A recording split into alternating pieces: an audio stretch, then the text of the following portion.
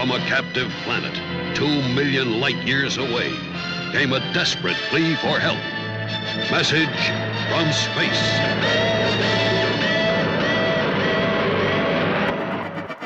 Welcome to Glowburn, a podcast dedicated to the Mutant Crawl Classics role-playing game.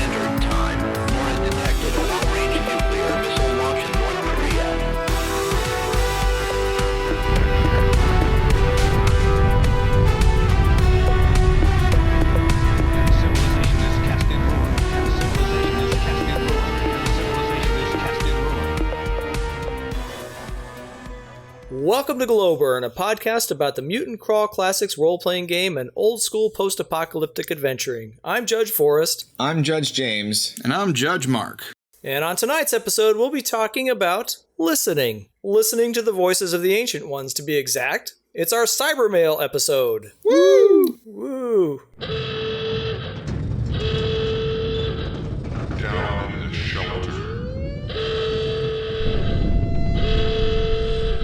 All right, well, we are down in the shelter. This is where we highlight our MCC and DCC gaming and other games, as well as writing and reviewing and shopping and playing and running and whatever. Jim, why don't we start off with you? What do you got for us? Oh, crap. Really? I'm not even in the right order here. I gotta go first? Oh, my gosh. I was like, I'm gonna write a few more notes. Okay, so aside from like the electronic gaming, so I'm still like cranking a good bit of time into Legend of Zelda Breath of the Wild, which is still, to me, feels as much of a very strong MCC / Numenera feel to it. I know that like every time I'm in the game, I'm like, you know, I could pull this into my game and do that into my game, and maybe one of these days I'll have a feature of that game show up in our mutagenesis, but it is not this day. So we really hit a nice stride with the gaming front here in the Philly area. Our DCC Road Crew group kicked off Shadow Under Devil's Reef a couple weeks ago. That's an adventure by John Hook, and I'll be running it at Save Against Fear, the con I'm at next month. And I want to do some playtesting prior to the con, and there's a ton to really love in this module. And we, one thing especially that I thought was cool this time was, and the favorite part of the session in general, was our party's thief, Marco, played by my new friend Cody. So in most, D&D type games, you see the thieves and the rogues using, move silently, hide in shadows, pickpocket, stuff like that. I have not ever seen thieves really use those peripheral powers much or skills. Well, one of the main ways that Cody was able to solve some of our challenges and the puzzles in the adventure was through two very underutilized, underappreciated skills: forge document and read languages.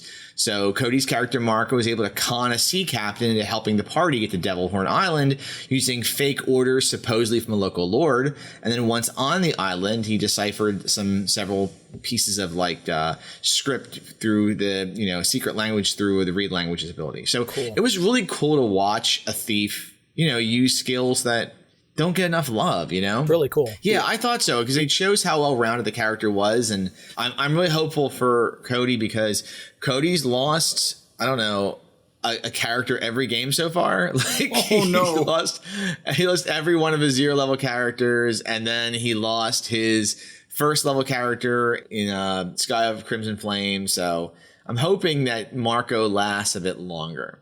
All right, so we plugged forward in our Purple Planet campaign this week.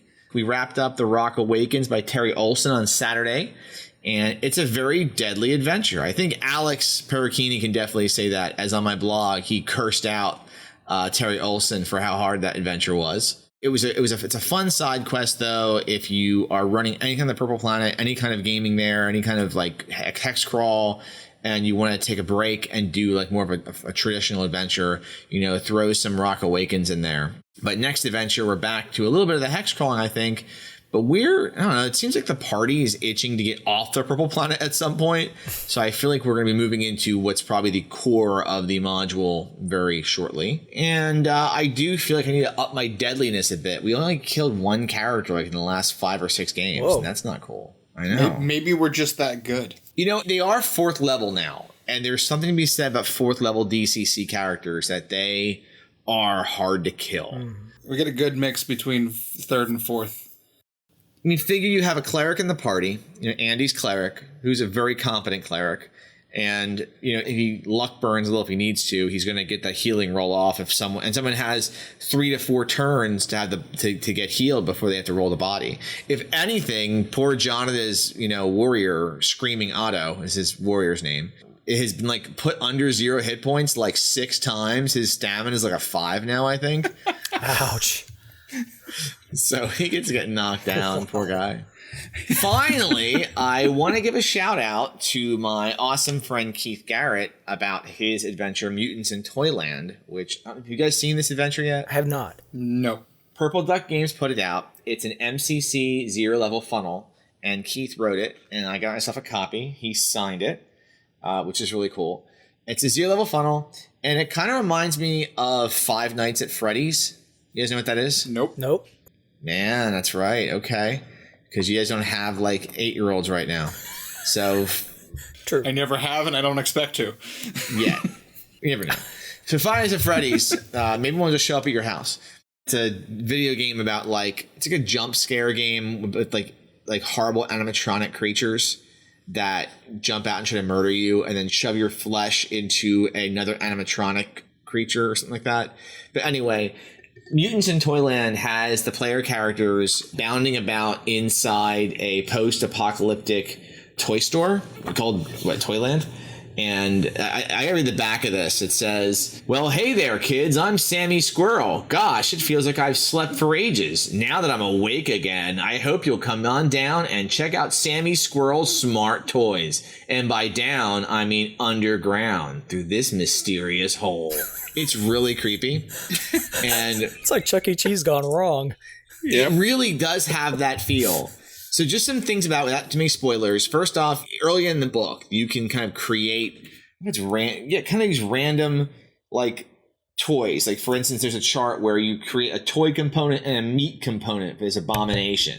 So you could have a interconnecting building blocks that have muscle fibers in them, or a puzzle cube made out of snouts, live snouts. So, I mean, that's pretty nasty. It reminded me of Toy Story 1 where, you remember Toy Story 1 where like the toys go to that evil kid's house? Yep. There's something to interject, Mark? I was just thinking like a human centipede made out of G.I. Joes, maybe? Yes. That would make sense. That fits here. You're never going to live that one down, Jim. No, I'm not. You're going to need a lighter to melt the plastic.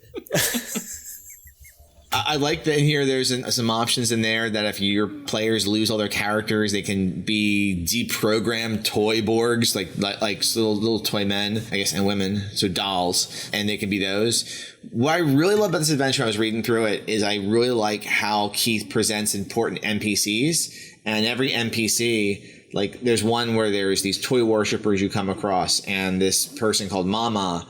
And it's the structure is, who are you? Your name is what now? Our community needs you. Come with us. It goes through like possible questions you may ask, or the players may ask, and how they would respond. I really like that rather than just say, this is the mutated toy. He's disgruntled and ornery, and leave it there. It's like, here's like some actual things the NPC might say. I like that a lot. That's cool. The map by Brett Neufeld, I probably pronounced that wrong, is awesome.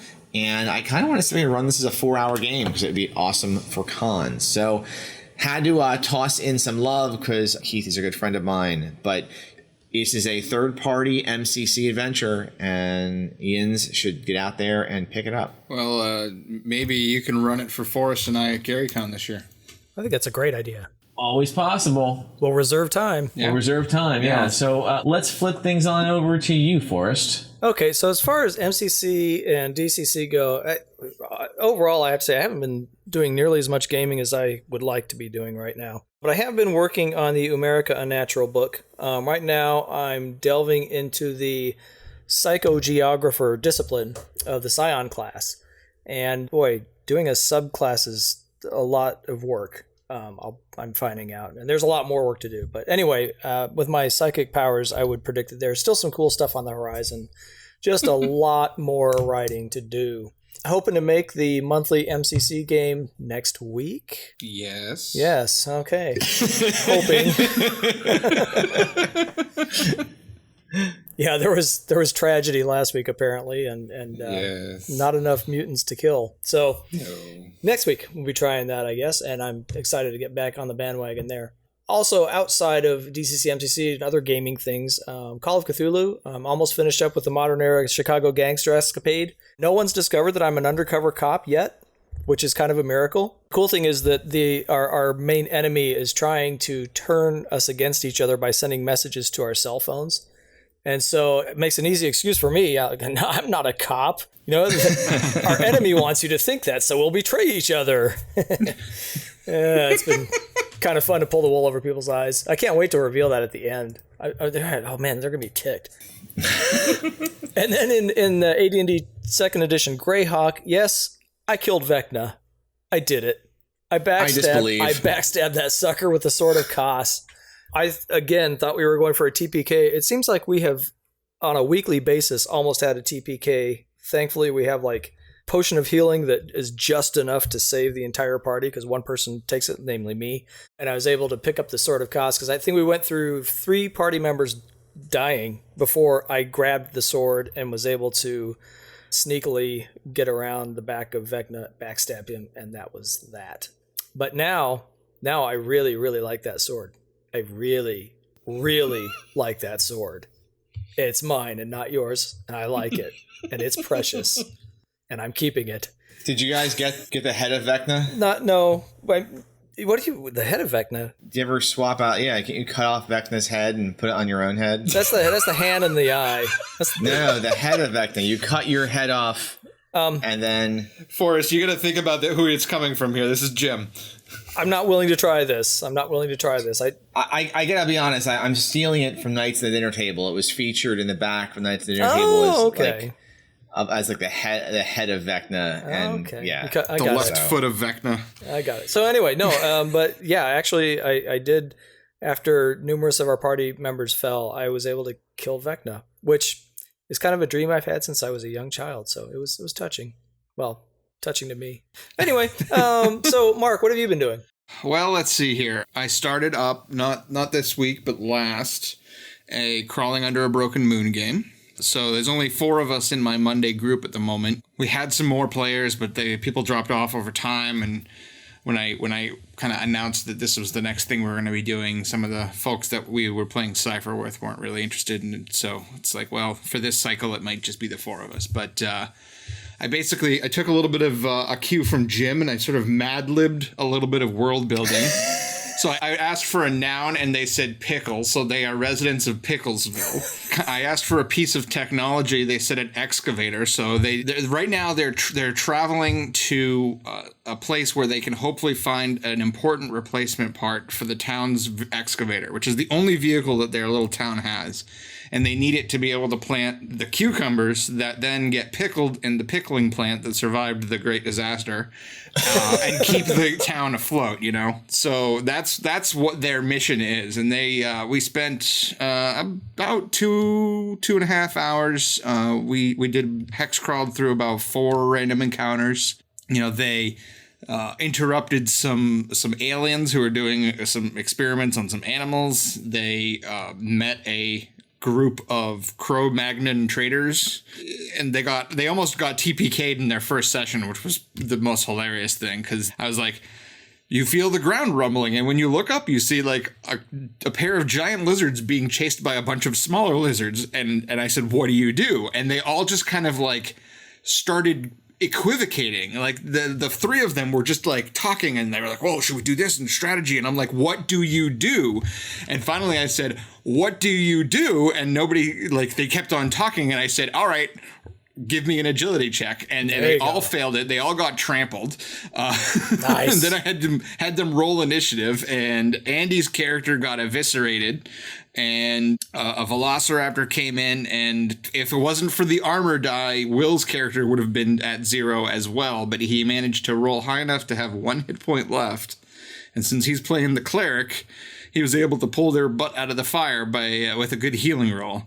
But yeah, it was a little touch and go there for a while. So that's going to be fun. I'm looking forward to kicking the tires of the other DCC post-apocalypse RPG, and especially since lately we've been getting a lot of questions like, which one do you prefer? Or which one's better for this? Or blah, blah, blah. And it's like, well, I haven't played that much Umerica, so I'm remedying that now. In the Mutant Crawl Classics front, last night, I met with players and didn't play a game because out of an 8-player pool, I couldn't gather 4 friggin' players. We had a couple of last-minute cancellations. Somebody was sick, yada, yada, yada. There was 3 of us plus myself, and I won't run with less than 4 people based on the fact we have an 8-player game. So I rescheduled to next week, and my fellow hosts should be able to come. So we'll see what happened. As Jim said, we got to do some Purple Planet zaniness. I don't know if, Jim, I don't know if you share this opinion, but I feel like Purple Planet is another DCC post-apocalypse game. I would say it was the first DCC apocalypse game. Did Purple Planet come out before Crawling Under a Broken Moon? I don't know. Yeah, all right. Honestly, anyway. Would you call it sword and sword and space? Some people would say like sword and blaster, or yeah. What do they call the old novels by Burroughs novels? What do they call those? I mean, I know what they are, like a something of Mars. Sword and Planet. Sword and Planet. Yeah. Like the Horse of Mars, or the Princess of Mars. But I mean, I could just as easily you could just as easily run Purple Planet and just say that like that's what happened after the Great Disaster and run it as post-apocalypse. That's kind of what I was getting at. Oh yeah, easily. But yeah, I've been enjoying using my manimal in a DCC game because I feel like I always get Jim to grit his teeth when I use a mutation in a clever way. I don't grit my teeth when you use a mutation in a clever way. I think it's very interesting when you use a mutation in a clever way. Well, that's good. That's good because I've enjoyed the heck out of trying that character, but there's been a couple of times when it felt like I threw you for a loop, and I don't know, I get a kick out of that. I will say this, like, when you told us that the adventure was called The Rock Awakens, I was expecting you to somehow integrate Dwayne Johnson. So I feel a little ripped off. Well, maybe next time I'll have it, without spoilers of what happens, maybe next time I'll have The Rock be the last thing. It'll be The Rock that comes up out of the ground. I mean, I didn't know when we were playing that that's what the name of the adventure was, but afterwards I was like, dang it. It really is a nice length adventure. Oh yeah, I liked it.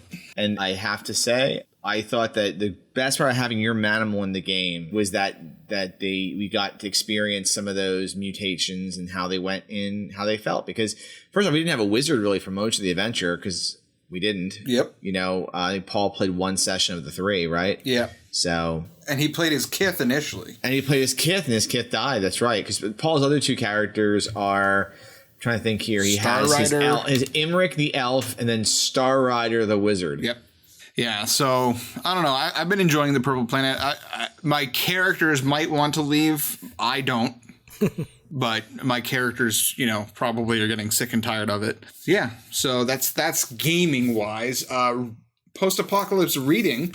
So I picked up a copy of Hero's Journey by Sterling E. Lanier, I think is the author's name, at Gen Con. It was one of the pulp paperbacks that Goodman Games was selling. So I think I picked it up for like $3. And God, like I've only read 2 chapters, which is about 54 pages. But man, I wish I had found this novel when I was like 10 years old or 11 years old, because I would have been like all over this, like, I don't know, just like a madman.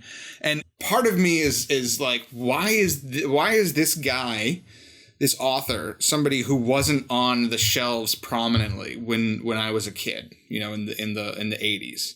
Because this book came out in the 70s, so it wasn't like it was some, you know, forgotten piece from the 1930s or something. But, you know, I would go to the bookstore and there'd be like Arthur C. Clarke and Isaac Asimov and this and that, but I never saw this book. Never saw Sterling E. Lanier on the shelf anywhere.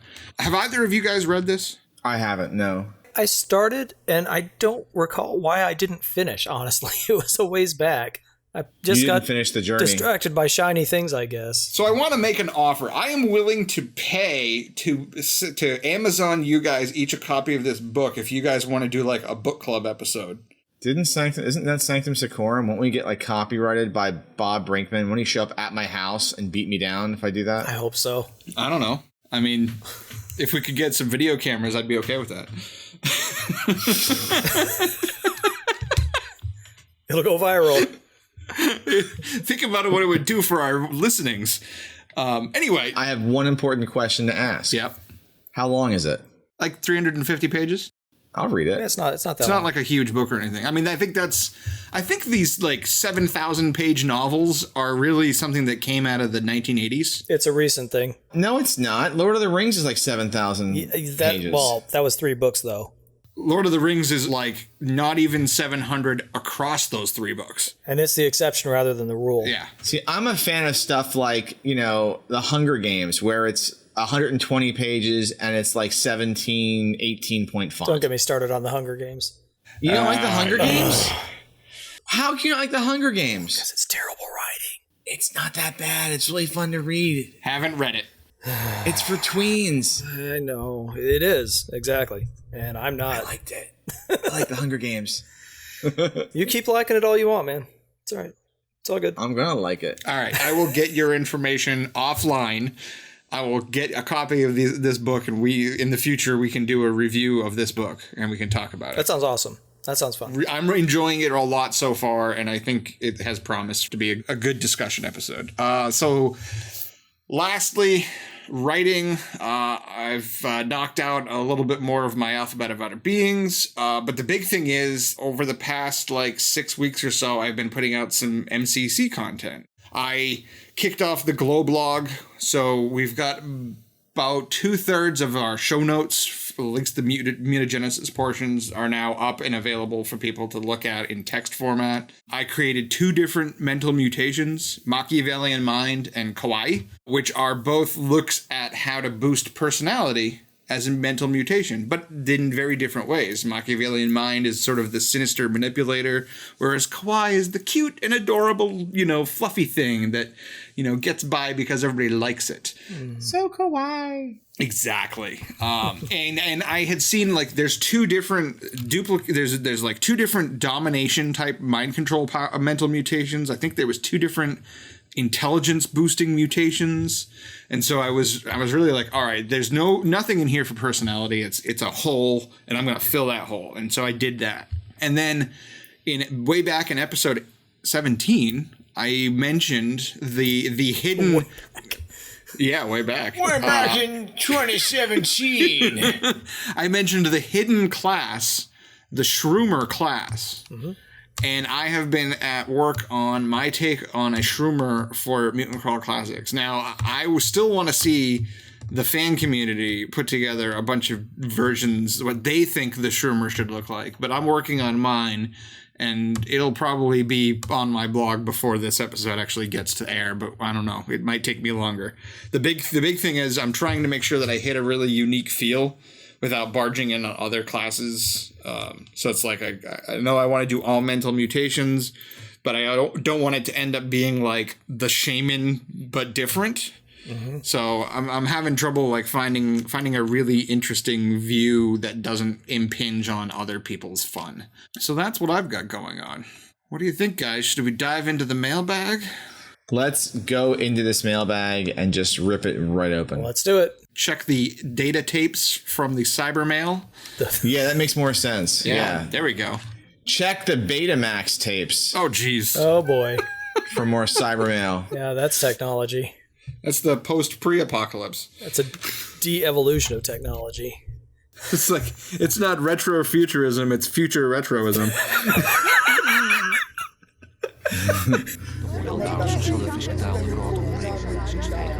Voices of the Ancient Ones.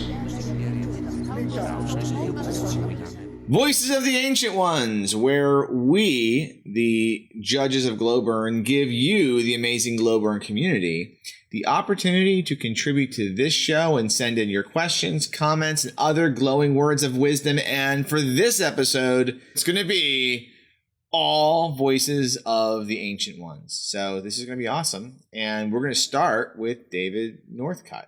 Ahoy, Glowburners. Ahoy! ahoy. Just wanted to run a quick question by you. As judges, how do you each handle monster fumbles? I've been basing the fumble die sort of loosely on the monster's AC and then modifying the roll by the character's luck. I know there are some house rules out there for it, for DCC at least, but I was wondering how you each handle it at your tables. Thanks so much. Love the show and always look forward to the next one. David Northcutt. Well, ahoy back to you, David. Let's see. Mark, what's your take on this? Ahoy hoy.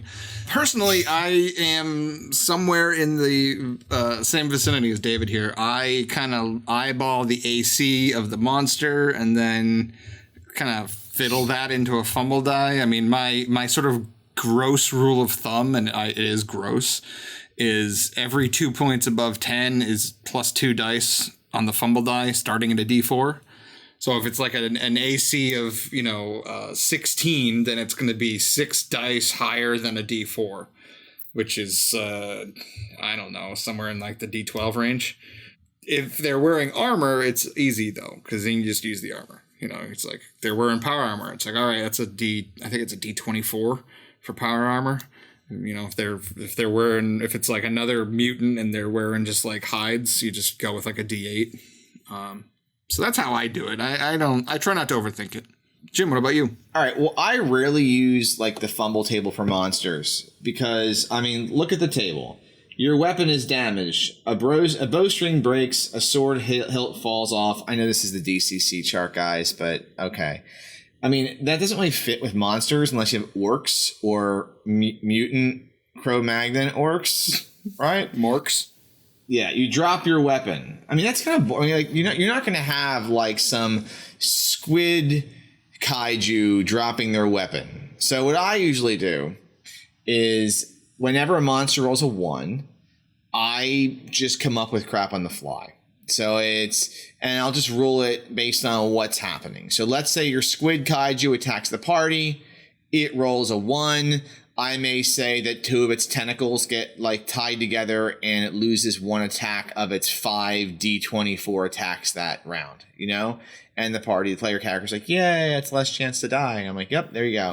So You're welcome. If it's a rhino, like maybe a mutant rhino, like was it Rocksteady? Yep. Right? Yep. That was Rocksteady shows up.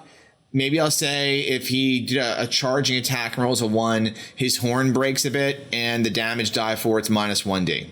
Especially with like large packs of monsters, I just don't like slowing the game down a 1. When I slow a PC down, I'm fine with it because I'm slowing the PCs down. So you don't roll the die. You just arbitrate a result. Oh yeah, I arbitrate the result, yeah. Okay. Yeah, I figure, here's the thing, Mark, if you're breaking the rules, like when you said a couple episodes ago that the whole idea of rolling under someone's agility for a stat roll or something, which isn't in the rules, when you're doing it, it's like flat out wrong, but I can do it. I'm allowed. Right. I guess the point. I just want to point out that you were wrong in that instance because Forrest and I agreed. No, I was doing rules as written. That doesn't matter. Anyway, I guess the idea is with like hordes of monsters especially, you may get 1 or 2 1s in the rolls, and you don't want to go to a chart and roll it real quick. And then I have to figure out, oh, okay, this roll here, you haven't maintained your armor. Well, how does that work if, you're like a mutant, I don't know, crab that is crossbred with a snail? I mean, I guess your shell You didn't maintain your shell?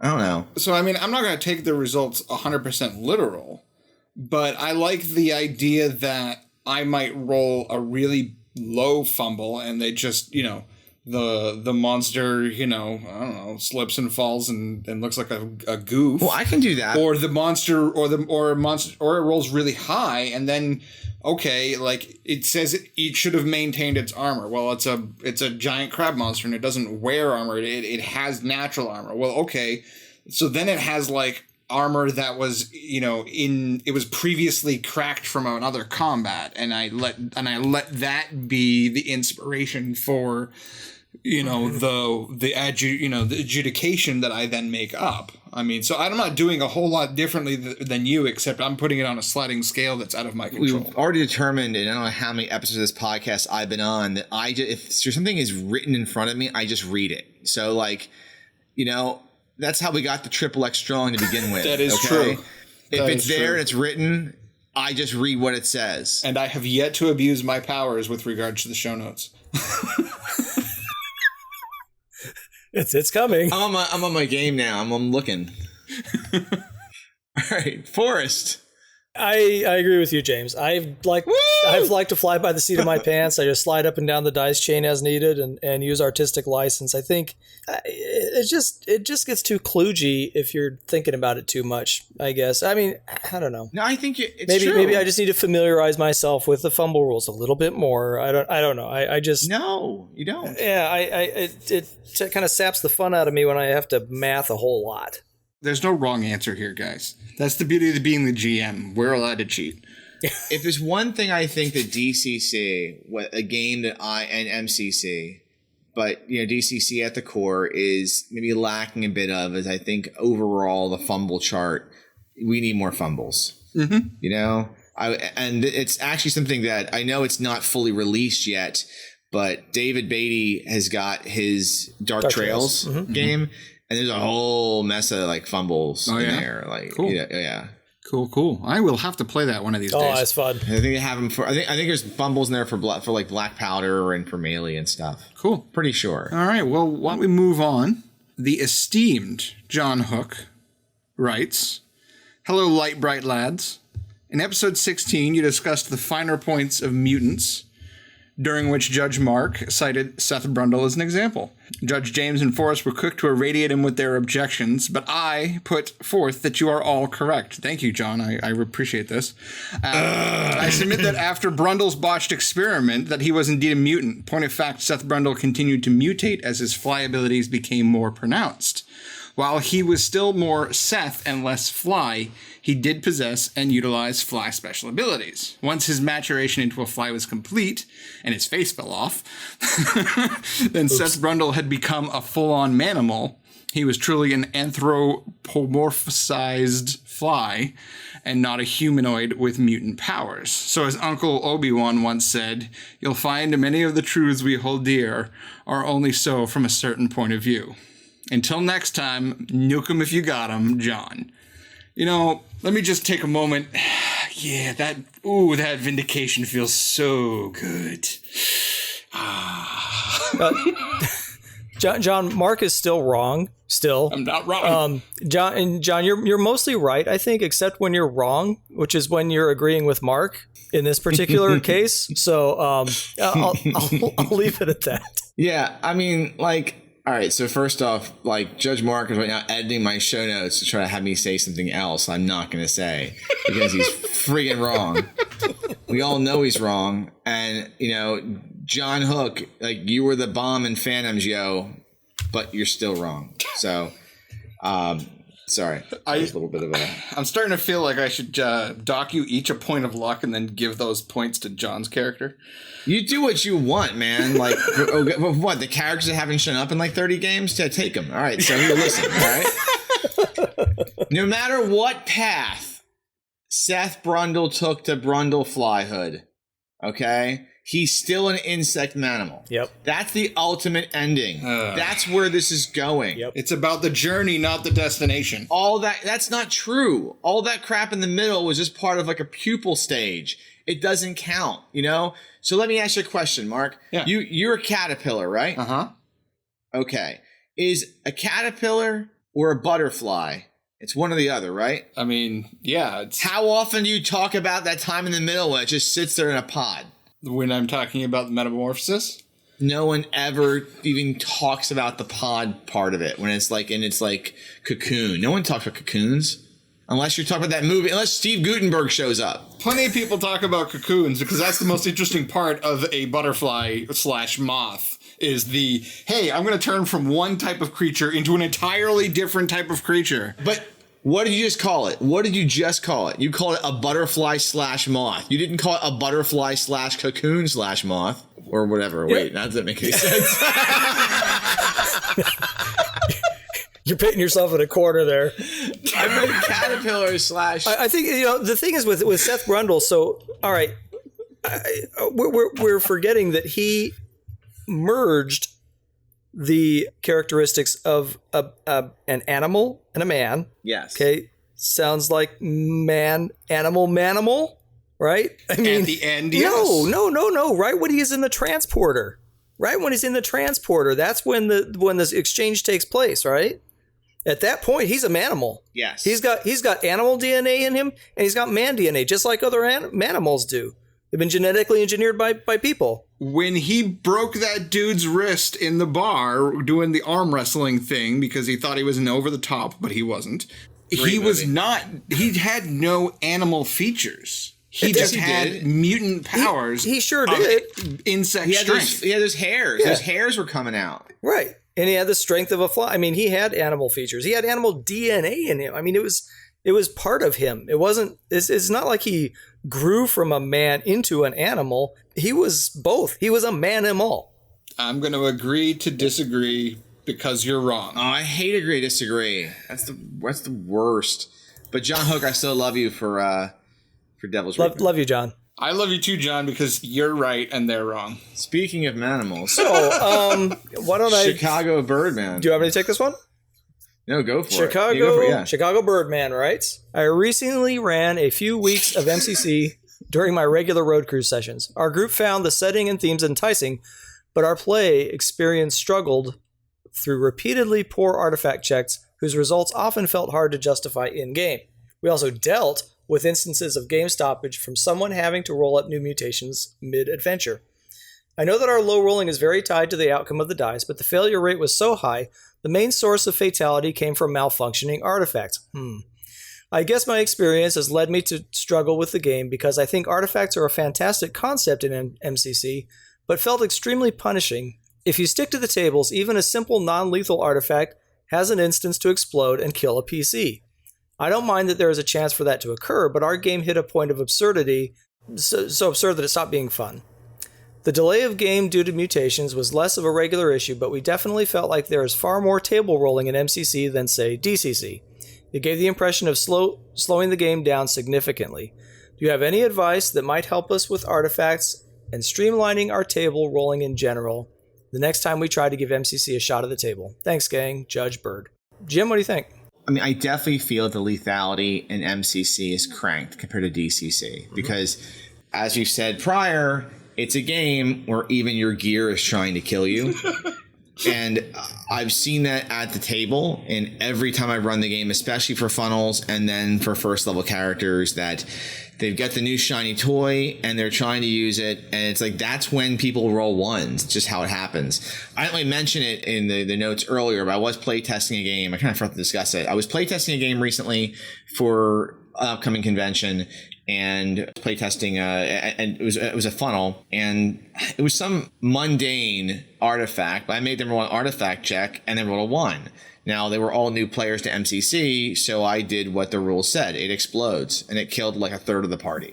I think the artifact was like a comm badge.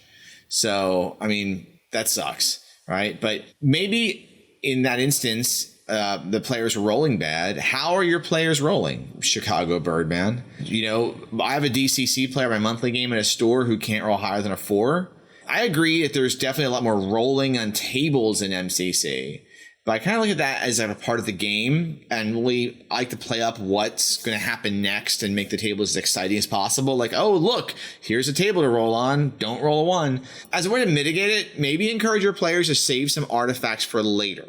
So if my players are going to tell me they wanted to set aside something for a lab setting with assistance from other players to figure out what it does, I give them some bonuses and maybe up the die step and, say, okay, well, it's a guy you're thinking this through.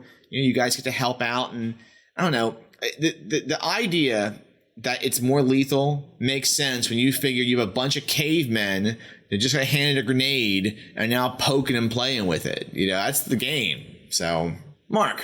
Yeah, so with regards to the lethality, I agree. MCC is more lethal than DCC. There's, the weapons and the creatures deal more damage, and there's there's artifacts that could blow up in your face. When you consider the tech level of the pre-Great Disaster, society, and that we've seen, or hinted at anyway, based on the technology levels, yeah, okay, a comm badge may seem silly to explode, but, this is a comm badge that still has power after 10,000 years or whatever it's been. I mean, what does it have for a battery? A little nuclear fuel cell or something. So, to me, it makes sense. The big thing is you got to remind them that they've got luck. Granted, that's not going to help them if they roll a natural 1, but I think you just got to learn to sort of accept the amusing ridiculousness of the natural 1s. In my monthly game, the last session that we actually played, Alex Paracchini, he had a character, first roll of the game, literally we'd been playing for less than 5 minutes. He's like, I want to figure out how to use this gun that I got. Rolls a 1, kills himself. Kid exploded, it blew him to pieces. There wasn't even enough body left over for them to roll. So remind them that they have luck. If they roll a 2, they can pull their bacon out of the fire a little bit. Now, if they're rolling artifact checks and they only have a +0, then I think Jim has a very good point. They don't have to roll it that instant.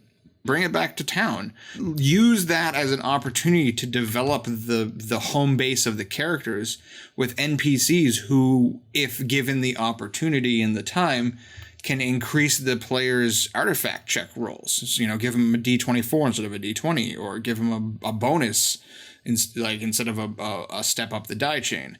The other thing is, if you really feel that a combat shouldn't explode like that, well, change it. You're the judge, change it. Instead of exploding, it just breaks, and maybe the person handling it gets their hand cut when there's sharp shards of glass and metal and plastic. Don't be beholden to the way that the book is written to the point where it harms your game. You have the power to adjust the result to fit the situation. That's my thoughts. As far as the mutations thing goes, I think the big thing is, if you can, print out the mutation or have it bookmarked so that there's not page flipping. That player who wants to use that power can just immediately get access to that power. They roll the die, they consult the table. It really doesn't take that long. DCC has wizards and clerics who have a ton of spells.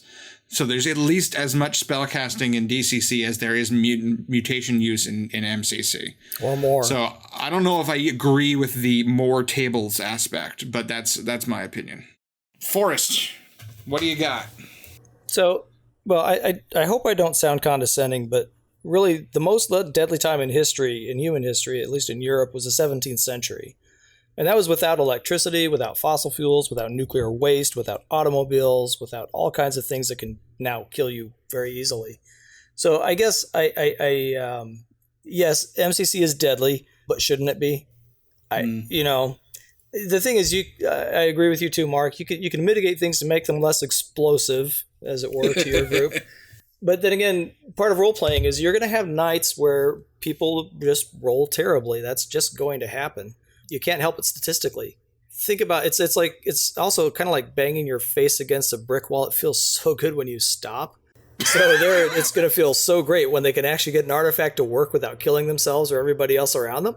Seriously though, make the rules work for your judging style and for your player's play style.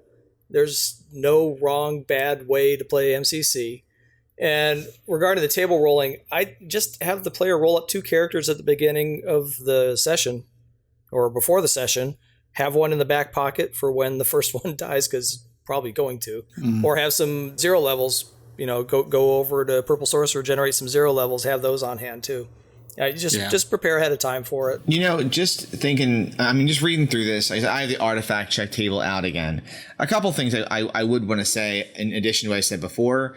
The table's only deadly really for 0 level characters, because even the artifact breaks, you roll a 1, it's 1d6 damage to everyone around you. That's not going to kill a lot of characters if they're it's going to kill maybe 1 or 2 first level characters, maybe. Mm-hmm. Maybe. And that's only if they have crap rolls. But second level and up, it's not deadly to them. Even if anything, the challenge artifact table has is that, if you have a +0 to your roll, let's say you have a 12 intelligence, second level Plantian, right? Is it +0, I think? Mm-hmm. Yep. I'm trying to think. Actually, no.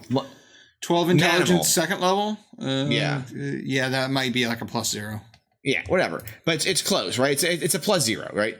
So, you're going to fail 11 out of 20 times. You're going to fail in a roll, right? Which the best case scenario is it's broken. The worst case scenario is boom. I would say that if you look at the higher end, it's the risk reward thing, as Judge Jim Wampler always says. Higher up the food chain, this thing can be repaired, maybe recreated, duplicated. Imagine you roll a 20 and you're like +6 for your artifact check and you burn 8 points of luck. Why would you want to do that? Because you can take that mazer rifle and make another one. Mm-hmm. So there's something to be said that this stuff is dangerous at low level, and I don't know. That's if you make it easier early on, and you maybe you regret it later. Regretting it later, yeah, right, yeah. And the other thing is, because of to your point, at the higher levels, you can get it to the point where these guys can actually build their own artifacts because they understand them so well. You can't get there without having the flip side of it, right? It needs to be earned. So by having these characters who had to be very smart and very careful about how they investigated artifacts early on, because they knew that they were deadly because they saw so many friends die to these things, it makes the payoff of, I now know how to do a mazer rifle so well that I can find parts and actually build more. It makes it that much more earned. Well, and also you have the ability to teach others how to use that artifact too, once you know how to use it well enough. That's the big deal. Yeah, which is why you should tip your shamans. Yeah. Tip your shamans. On that note, well, I hope we answered your question there, or at least assisted somewhat in our ramblings. Yeah, hopefully. Wait, Forrest, where were you going with this 17th century thing? Because the whole time I'm like, since then, I'm like, wait, what? The whole notion that it's the artifacts that make it dangerous. Life is dangerous. It's been dangerous it was more dangerous back then than it is now, and we've got all kinds of things around us now that could kill us. I was kind of assuming that you were implying that, like, the 17th century, people didn't really know a whole lot. They thought they did, but they really didn't. And it was super deadly. And now you add in all of these remnants of electricity and fossil fuels and nuclear waste from the post-apocalypse. And it's just like... Yeah, if they were likely to die back then how much more likely are they going to be to die when they're messing with technology they don't understand?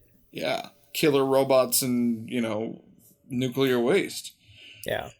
Really, I could picture us like a 17th century person finding a pool of glowing fluid and going, I could drink that. Yeah, or that's pretty. Yeah, I'm going to put that in a necklace. That looks like magic. I should drink that, yeah. Heck, it's 2018 and people want to drink that coffin juice from the sarcophagus in Egypt, right? It's 2018 and Tide Pods. Right? There's not even a mystery there. It's soap. It's true. Okay, shall we move on? I'll read the next one. Okay. I'm going to butcher your last name, but Ben O'Janin asks, what's the most nuts badass thing? Oh, I put the emphasis like that. What's the most nuts / badass? Nuts badass isn't one word. It's a word with a slash. What's the most nuts badass thing you've done in MCC as of yet? Playing in Judge Julian's Zardoz-inspired Con of the North playtest gave my mutant critic a Glowburn control magnetism roll to tear the head off a giant guardian robot in vengeance for our Sentinel's death. We later died horribly when the rocket we were on crashed to the Earth, but we did save all mutant kind, I guess that's a win. Thanks for the rad podcast, Judge Ben. Great question. Judge Mark, what's your nuts badass? My nuts badass. So I'm going to break this up. Nuts badass as a player and nuts badass as a GM. So nuts badass as a player was at Gen Con this year. I got to play in the Apocalypse arc run by Jeff Goad of Spellburn. And I was playing a mutant. And Apocalypse arc is a 5th level game. So I had a mutant whose base mutation check bonus was +5. And I rolled a 26 because I decided to Glowburn a few points on temporary invulnerability. And what that power does at a 26 is it gives you +12 to AC, and it lets you ignore the first 50 points of damage for every round. God damn. For the next 10 rounds, because it's 2 rounds per character level. And I think there's also like a +12 bonus on all your saving throws, which is, at that point, like, who cares? Yeah. I was going toe-to-toe by myself against this giant, like, mutated cyborg gorilla thing, and it couldn't hurt me. To the point where it finally decided to just go ahead and grapple me because I was annoying it with my feeble little punches that were doing like 5 and 6 damage at a turn. Because it couldn't hurt me back. That's what it boiled down to. It was pretty awesome. That same game then, that character actually died while that power was still active because one of our characters used gas generation, glowburned, and hit a 32 plus, and so created a giant explosion of nuclear steam.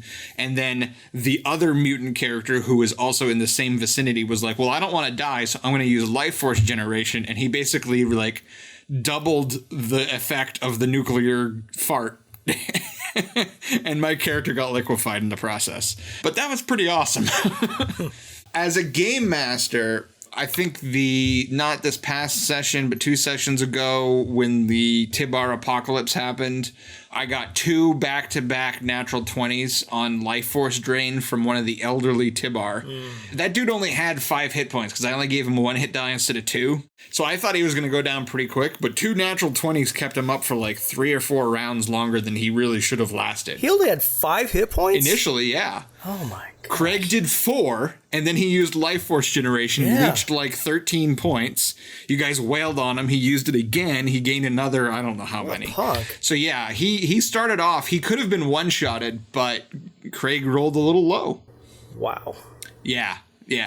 So I thought that was pretty cool. As like a GM, that was a really like cool moment for me on the GM side of it. I mean, as a GM where, versus seeing what the player's doing, I don't know. I think probably Jim's invoke patron AI from like the assault on the Sky High Tower, but I'll let Jim talk about that. Forrest, what do you got?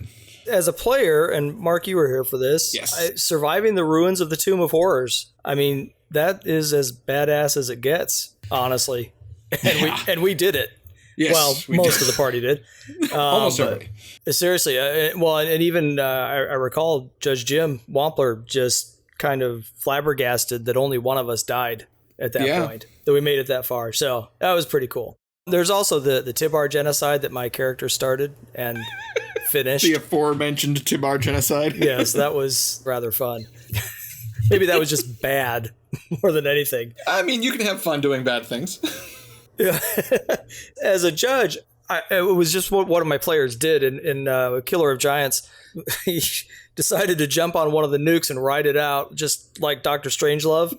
And it was awesome. He rode that thing all the way down. And I had him rolling to check, can you hold on? And he did. He just rolled very well and rode the nuke all the way to its final destination. So that was really cool. Nice. Jim, what about you? Well, I'm actually changing what I was going to say originally because I'm going to swap some things around. Okay. And talk about not MCC, but one of the other post-apocalyptic games. And I'm going to send some love over to Crawling Under a Broken Moon because that's actually the game I played. I played a lot more of that than Numerica because I played a lot of that when it was in the zine format. And I had a really, really cool monthly regular game going with our game club in Pittsburgh. And I think the most nuts, I don't know if it's badass, it was nuts, I think. I had a game night and I didn't have anything role-playing wise thrown together. Okay, I had nothing prepared. I don't think I was even expecting to run a game that evening. Actually, no, I was supposed to finish Tower of the Black Pearl, because we had started the event prior, which I was running as with Crawling Under a Broken Moon. So they were all mutant characters. But then, like, some of my players didn't show up, so I had to do something a little bit different, and I just asked the players to start, we Mad-Libbed it. So I asked them for, like, what was their favorite food, and give me a famous personality, and give me a character from a movie, and an animal, and an activity, and we ended up, that was like the birth of an adventure I've run before called Cent-A-Goats of Centaurus 7, where featuring Snoop Dogg, a YouTube Red TV show. And it was post-apocalyptic, crash on an alien planet where these Cent-A-Goats all like running around. And I mean, it was on the fly that we put this thing together, just based like on these Mad Libs and some Rory story cues. And it was awesome. And I think the gonzo nature of the Broken Moon, of Crawling Under a Broken Moon, kind of let everyone do whatever the hell they wanted, and it fit fine. So, I don't know. That was my most nuts badass moment. Oh, as a player in Mark's game, I once opened a door. That's pretty cool. That's really cool. When you show up to your second session, Jim, we'll let you do something cool. Third session, right? Third session. I think Jim's been in more than I have, actually. I've been to 4 sessions, right? There are 3 sessions. Is that it? Or is that really it? Yeah. Oh, I haven't even opened a door yet. Yeah, because you started the game around the time that someone decided, let's promote Jim Walls. I thought it was just because I started, you stopped, but... No, it's called getting this whole crap by getting promoted stuff. Well, you said yes. It's true. Overrated. And all my wildest dreams have come true. That's sarcasm, folks. As I said before the show began, I mean, on the flip side, I have no guilt with the massive amount of Dwarven Forge stuff coming. So yeah, there you go. You just have to set it up in your office. That's right. I'll play with it there. And you know what? No one can say anything because I'm the boss. You know what you could do? You could use the Dwarven Forge to lay out like the floor plan of your clients and be like, okay.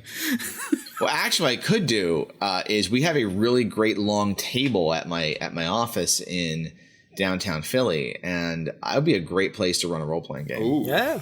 There you go. There you go. The old boardroom RPG table? It'd be like in a boardroom. Yeah. There you go. There you go. All right. God. We have, All right. I believe this is the last letter. Yes, it is. This is the last of the Betamax tapes in the Cybermail bin. And it's another from David Northcutt. This one's VHS. He says, "Hey, Glowburners. Since all of you have run both MCC and American Survival Guide, can you give us a report on how each played out at the table for your group? Which is more gonzo? Do the mutations feel more powerful in MCC? Which setting do you prefer? Do the vehicles and trains of the USG change the play style significantly? I'd love to hear any insights you have. Maybe a good idea for an episode topic. Thanks and love the podcast, David Northcutt." So, Forrest, as our resident America Survival Guide author, well, contributor, what do you think? First off, thank you, David. We kind of like the podcast too. I think we'll keep it. Yeah, it seems to be going well. Either MCC or USG, as you acronymed it, is as gonzo as you want it to be. We could go down the rabbit hole of what does gonzo mean, but I don't want to do that just yet. But if you mean silly, then America is definitely a sillier place than Terra AD. I will say that. Kind of like Camelot. Oh, it's a silly place. Yes. Exactly. It's only a model. Yes. I do think that the mutations do feel more powerful in MCC than in America. But if you take a look at the Grimoire of the Waste, and I looked at this a little earlier, just a couple days ago, just to dig in there, because there's some great stuff in there. If you look at the Grimoire of the Waste and the spells section in the patron section of the American Survival Guide, I think you'll find there's plenty of room for insane amounts of game unbalancement, if that's a word. It is now. Unbalancement, that's my new word. I've played in one game, you were asking about the vehicle rules. I played in one game, and I've run a couple using the vehicle mayhem rules. One involved a scene that was literally like right out of Mad Max. The party's vehicles being chased by an army of petrol heads.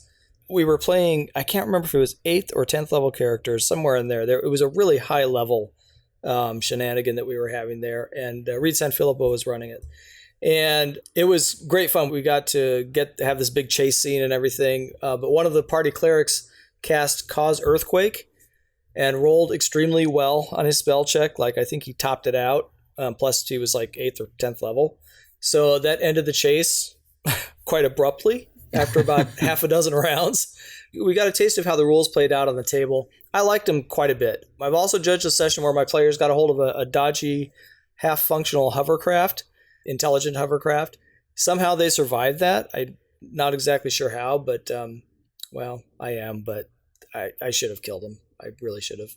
But anyway, I like the vehicle rules, but they can be a little cumbersome if you're not familiar with them. I think that was kind of the fun with the chase that we had in the game that Reed was running, was that he is obviously very familiar with the rules, and so he does very well with them. It's like a good education. You know, you got to take time, study them, and have some experience under your belt before you get them right. Otherwise, you do have to look up a lot of things. You have to do a lot of mathing. As to which I prefer, neither, both.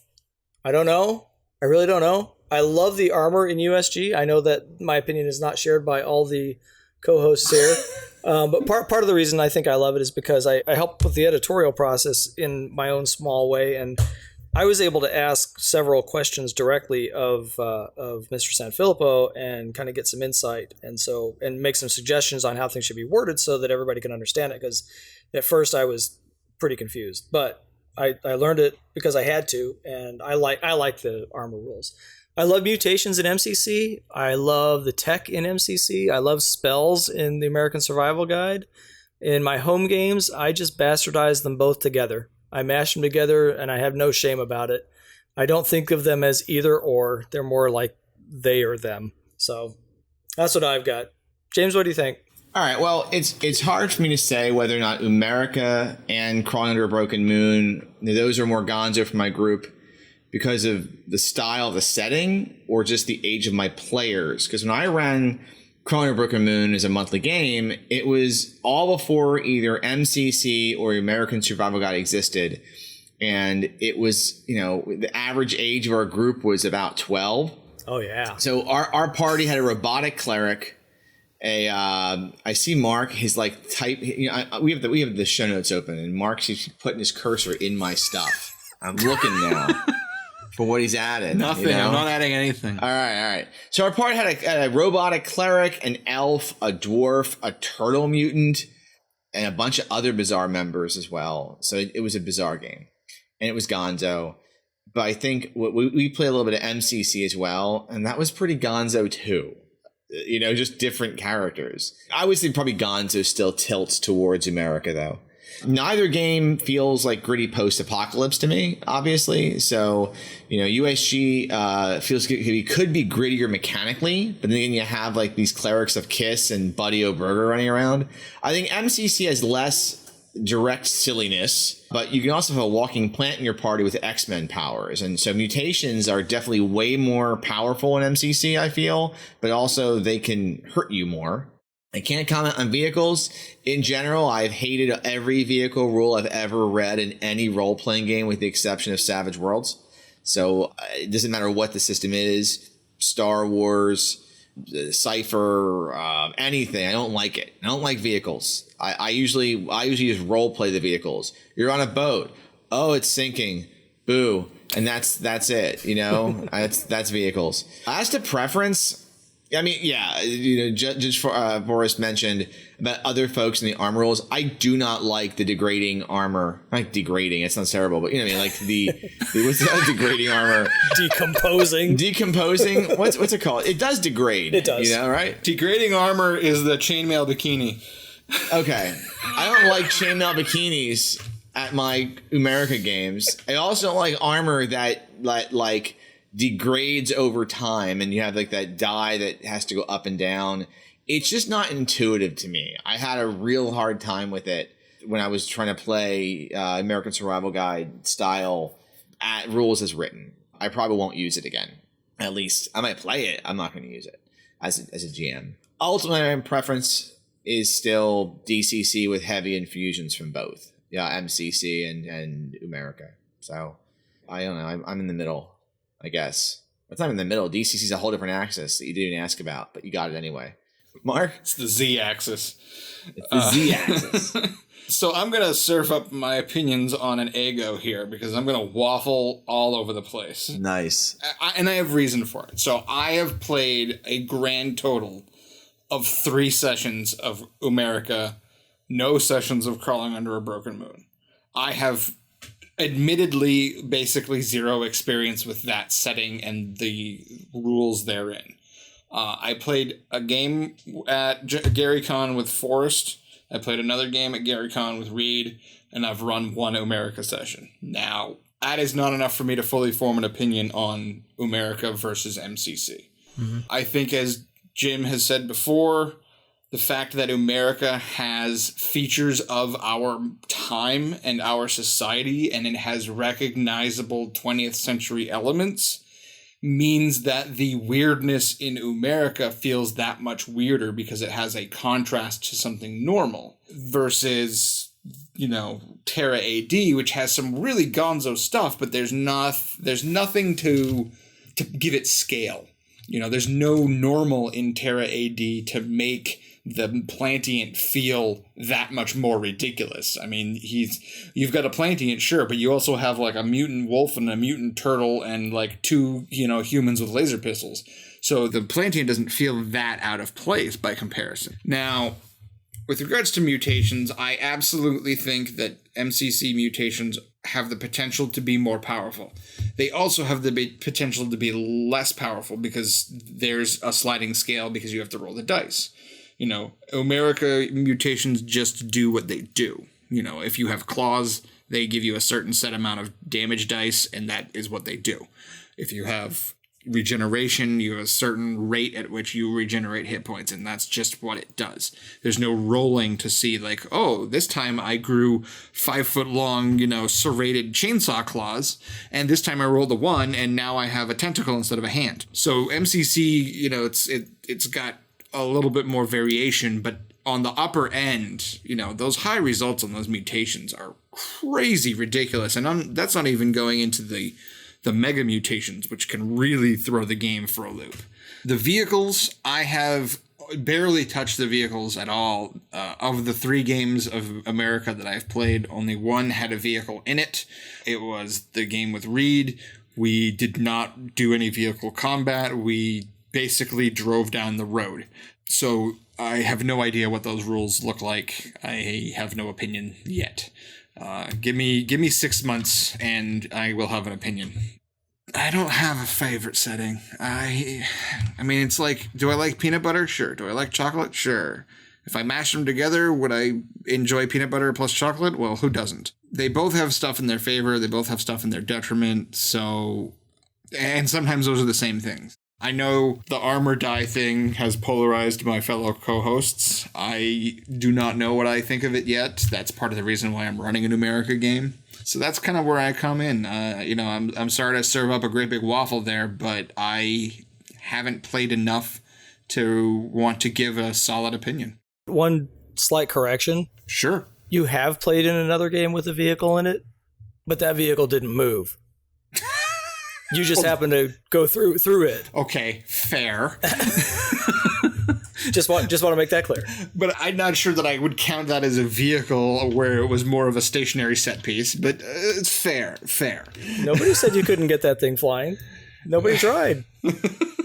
Wait, you played in a lot of games in the Purple Planet with a vehicle. Those were not Umerica or MCC, so they were not within scope of the question. Technicality. Wow.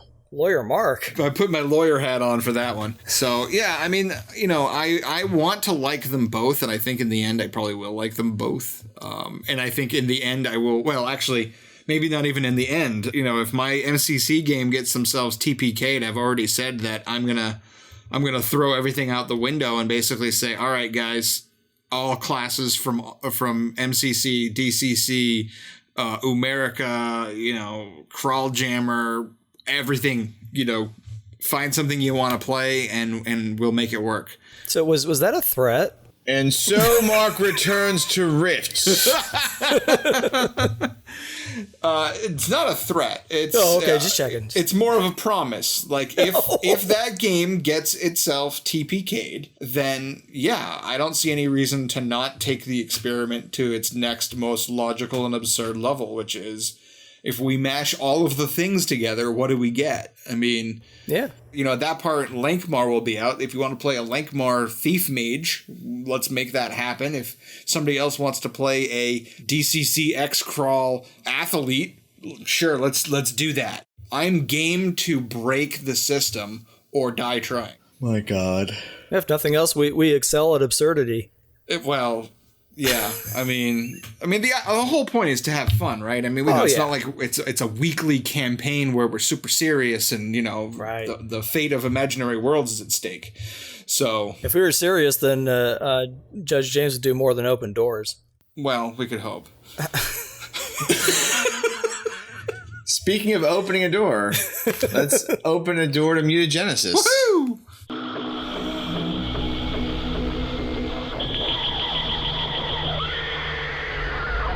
Mutagenesis.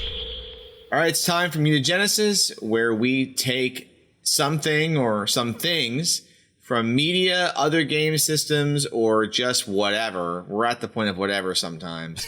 And we MCC it, or DCC it, or USG it, or TLA it, because we have too many TLAs. TLA? 3-letter acronym. Oh, you got me. In this world. So, you know what?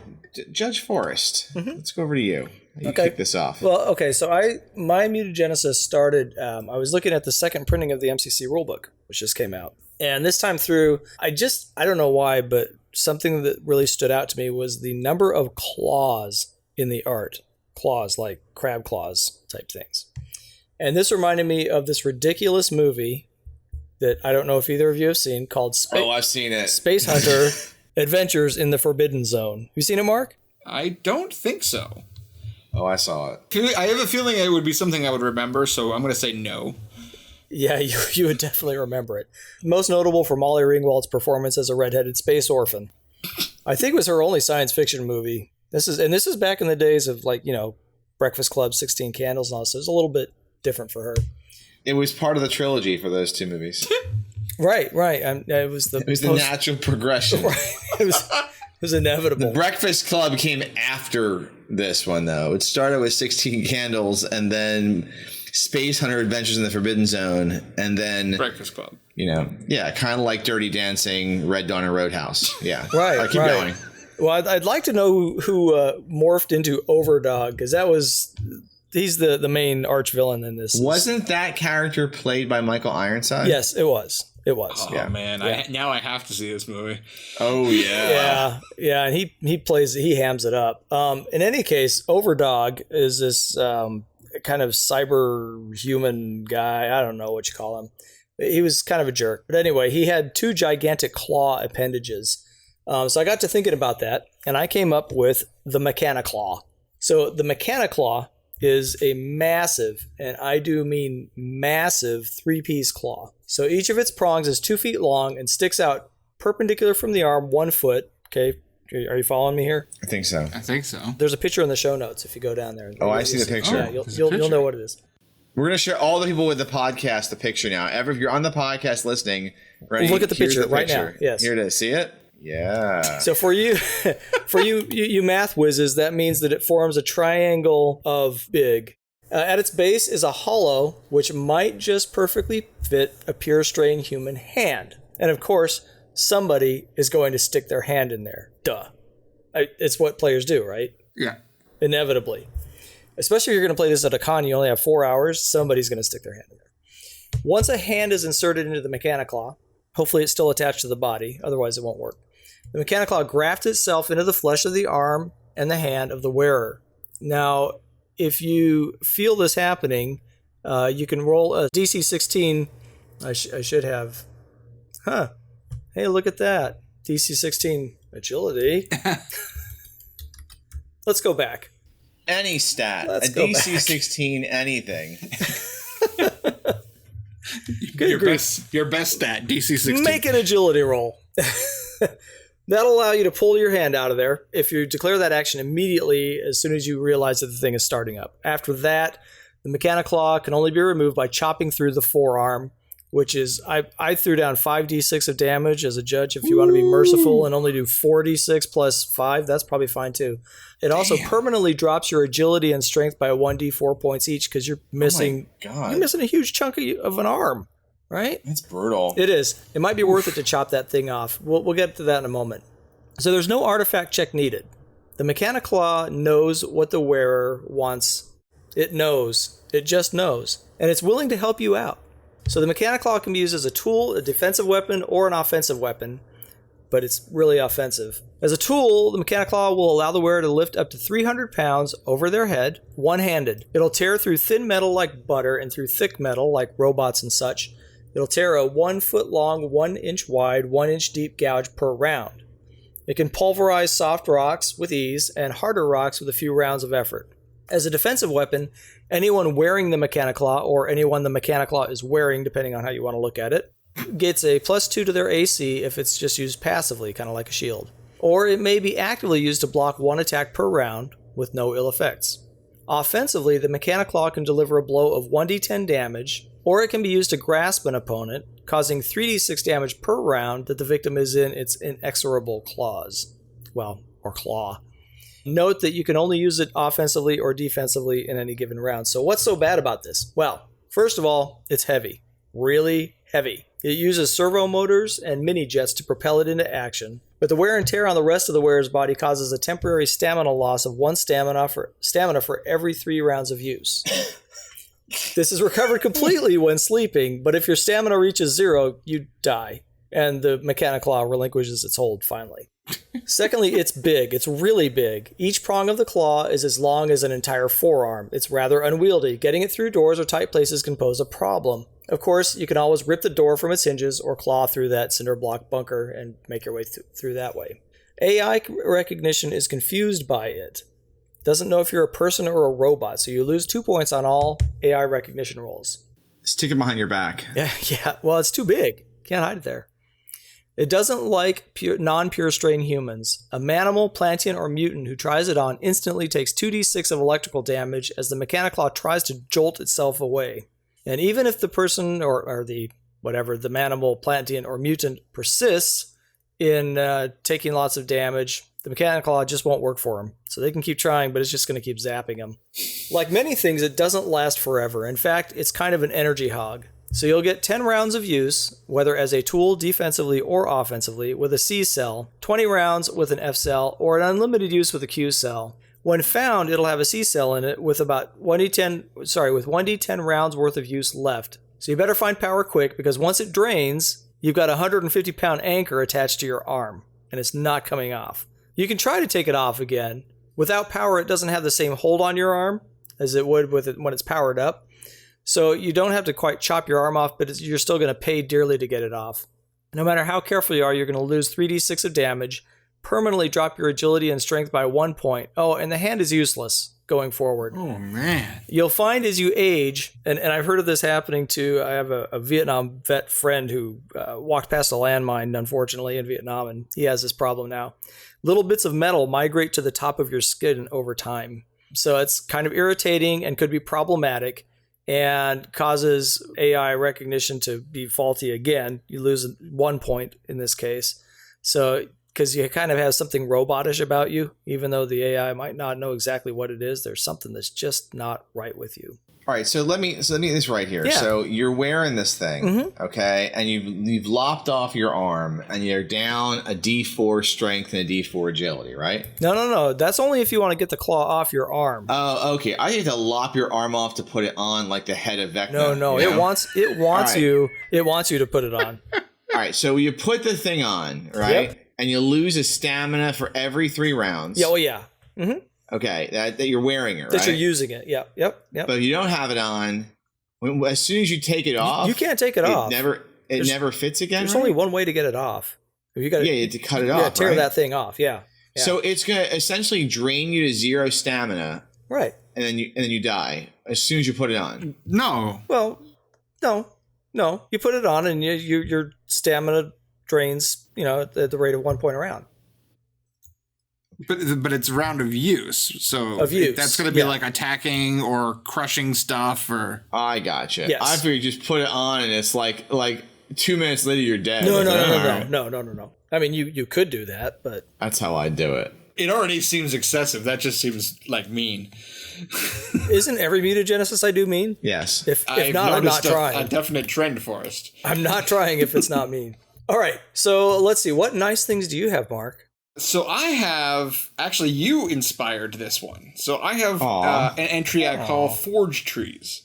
So there's going to be a link when I put this in the show notes, but I'm not going to read a URL to you guys, because why?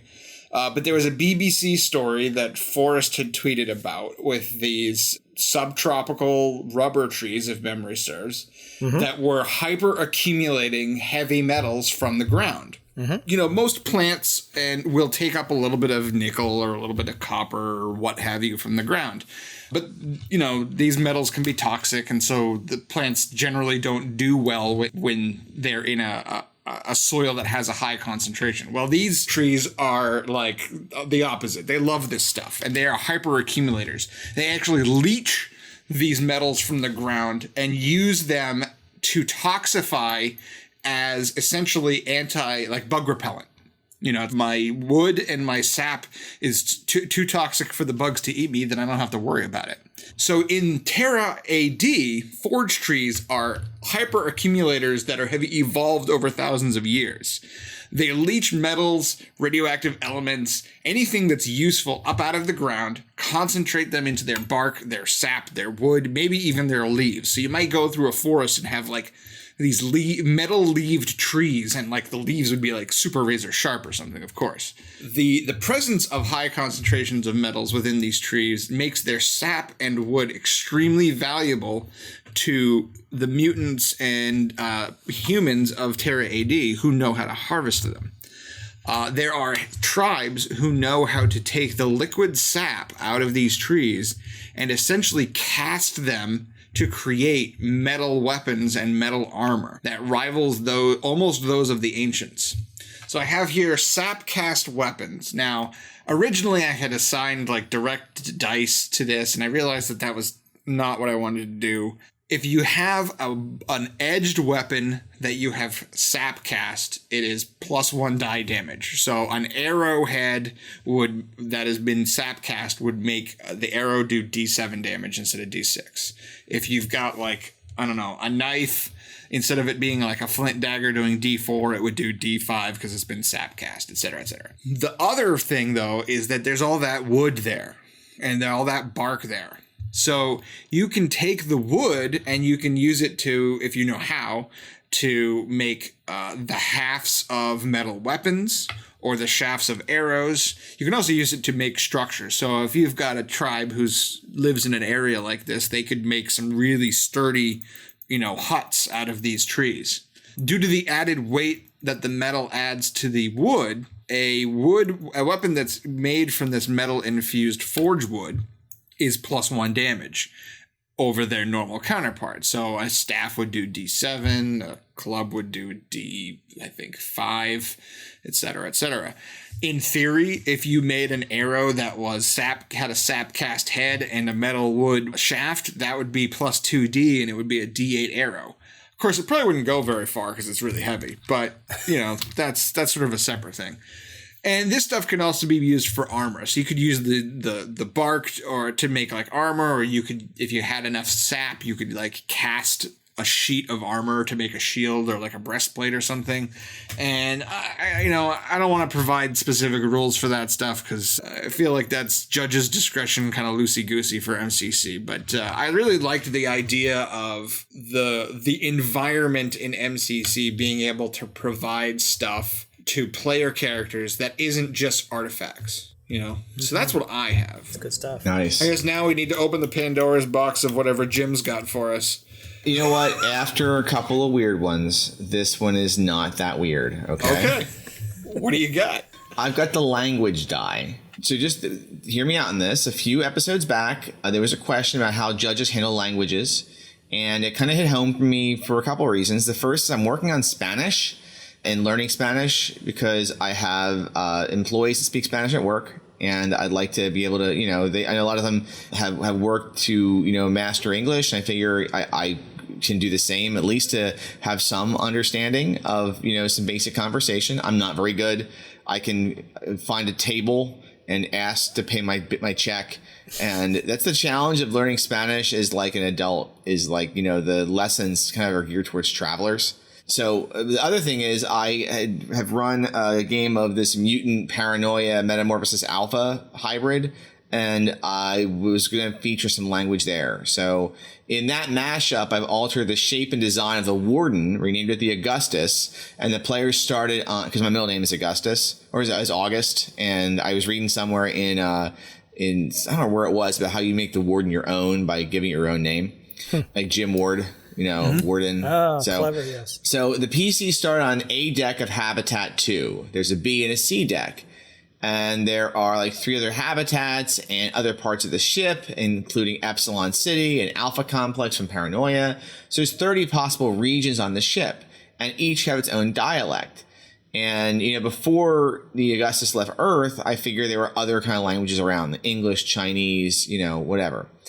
So what's a better way of having, villages who have had very little, haven't been near each other or haven't had any communication, of those PCs learning those languages? And that's where the language die came out of. So rather than giving PCs bonus languages for their intelligence, they started speaking one language based on archaic alignment. That's how I'm going to do it. So PCs in my game were Clan of Cog. So Clan of Cog is their dialect. And that's they want to learn another language. That's where the language that comes into play. And it's by class. So pure strength humans get a D16, mutants a D14, unless they're trying to learn Children of the Glow, it's a D16. Manimals a D12, but a D16 for Chosen Zoo. And Plantians a D10, but it's D16 for Atomic Equinox. And I think Plantians probably can always talk to other Plantians. So I think that's important because they're Plantians. And they've got roots and stuff. And pheromones. Language die is modified with a bonus based in PC's intelligence modifier. So a mutant PC with an intelligence of 13 is a language die of a D14 plus 1. Languages. Players should write the languages and dialects they know on their character sheets somewhere. And when a PC encounters a new language, including ancient one, they can make a language die roll with a DC of 10. Now it sounds high and challenging, but you can burn luck. If they fail, they can't roll again until they spend a full week learning the language or alongside native speakers. And once they learn, or they succeed, it's safe to say they know enough of it. And my sample list was all non-archaic alignments, Ancient One, Alphan, so Alpha Complex, and Epsilonian, so Epsilon City. So, yeah, it's an easier, cut and dry way of doing languages. Yeah, it's pretty good. I like it. I figured, you got how many versions of English. I remember when I went into my college tours in high school, and I was from Philadelphia, and I went down to Virginia Tech, and I remember one of the women had such a strong Southern accent that there were several words I didn't know what she said. Oh, yeah. I picked it up after the tour continued, but at first I was like, what did she say? So imagine 10,000 years go by, Well, that's how words change, right? At first it starts as an accent and that accent drifts. But of course, right.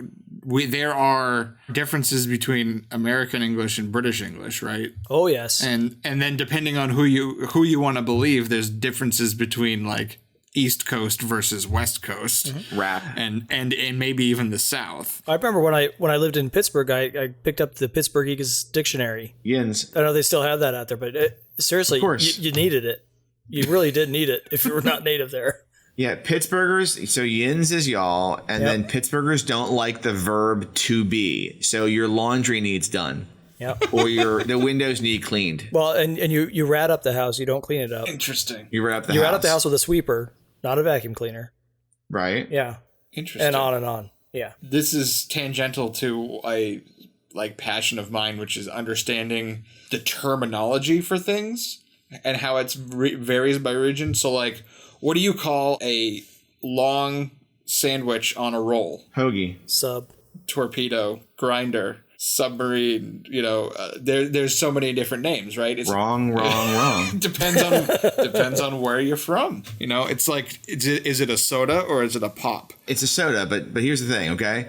With the sandwiches, I still have a hoagie has maybe a different roll. Like if a Philly roll has this different kind of crispness to it that a sub from somewhere else isn't going to have.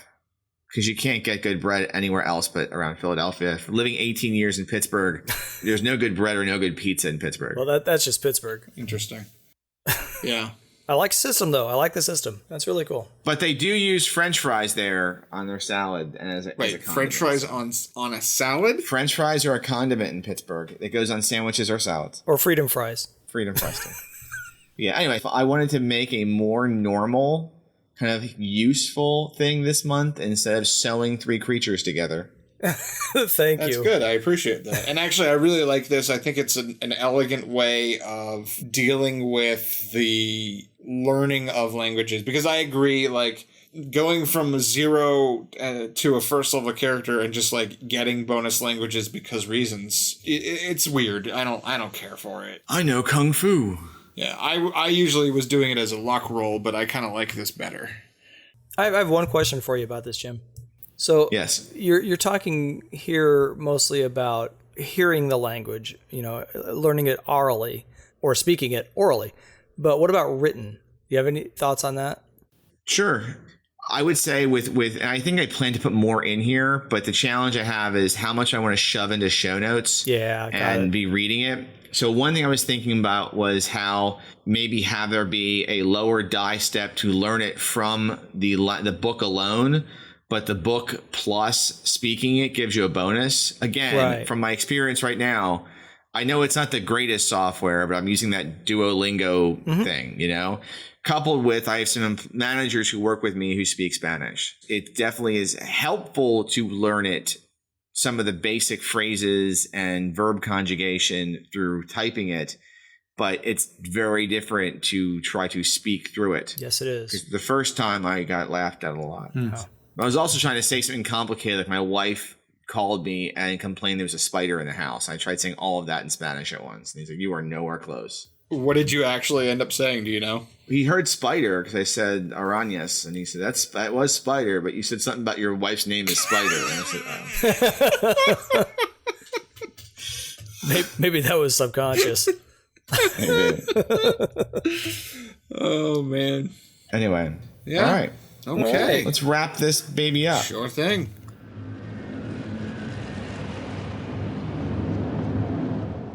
Got some announcements. Apologize now. They've been the same announcements. So you know what? I want to say this. If you have announcements you think we should be bringing up, please let us know what they are. Ooh. Okay? So anyway. All right. So let's start with PAX Unplugged. That's at time of listening to this. I think we might be close, hopefully.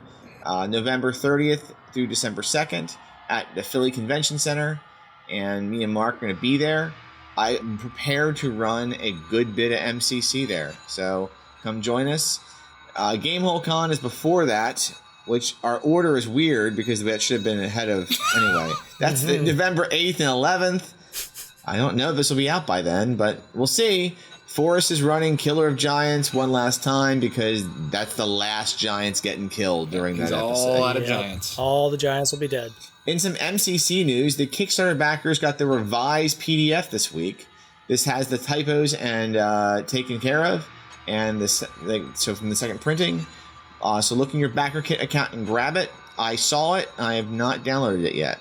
So there is some new art in there as well. Is there? Yes. All right, I'm gonna take care of that now. Oh, and Michael Curtis's level 3 adventure, Evil of the Ancients, is officially available now, as is the red foil hobby retailer edition core book. That looks pretty too. Yeah, I actually got the call earlier this evening that mine is in. Awesome. Ooh. All right. Jealous. All right, how to contact us. You can find us on Twitter at Glowburn. You can contact us by email, glowburnpodcast@gmail.com. We'd love to hear from you. You can go to the Globe blog at glowburn.blogspot.com. We are on the Google Plus community, the Glowburn community at Google Plus. Mark, where do we reach you? You can find me on the Google Plus. You can find me at InspStrikes. That's INSPSTRIKES on the Twitters. InspStrikes.blogspot.com is my personal blog where I also have MCC stuff. You can find me at work.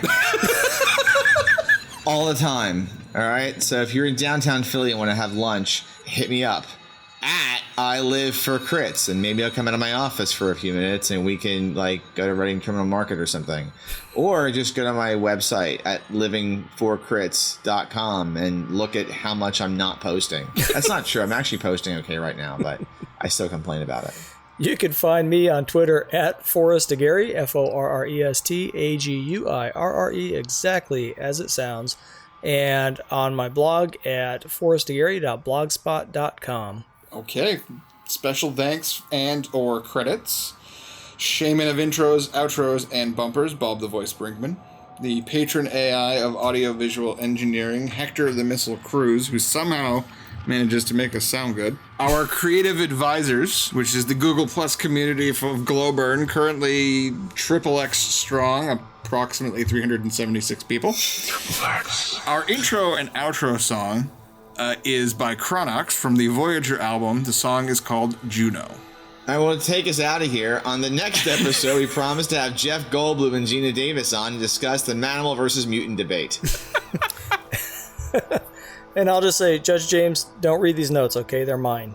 And for whatever reason, I'm just going to say, oh no, Mr. Bill! Oh no. Good night, folks. Good night. Adios. Ariel, Ookla, ride!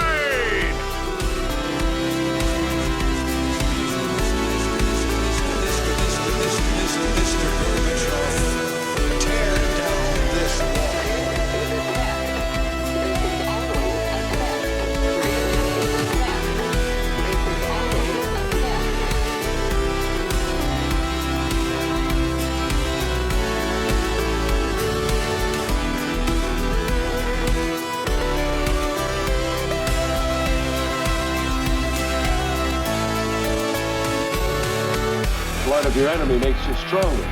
This has been a Hectophonic production. The gun is good, the gun is good, the gun is good, the gun is good,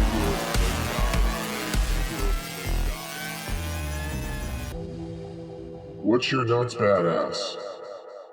You can't translate the cloud.